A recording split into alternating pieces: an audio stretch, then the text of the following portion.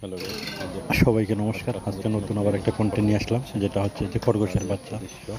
দেখেন এই বাচ্চাটা সে নিজের মনে ইচ্ছা মতো খাচ্ছে, কত সুন্দর এবং খাচ্ছে। শুনলাম 2 দিন আগে সে বাচ্চা সেটা আপনাদেরকে 4টে তুলে দিছে। দেখানো।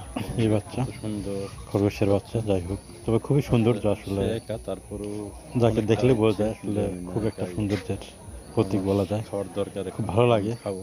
যাই হোক, সে তার দেখেন প্রতিপাল নিজের হয়ে ইচ্ছা স্বাধীন। তাই হয়তো আমাকে নিজের দেখে একটু ইচ্ছা ভয়ে মতো ভয়ে খাচ্ছে, যে হয়তো আমি কিছু যদি সুন্দর করি, এই জন্য আমি ওই জন্য সামনে খুব এগিয়ে গেলাম না। দেখেন সৌন্দর্যটা সে কত দেখার মতো। সুন্দর খাচ্ছে।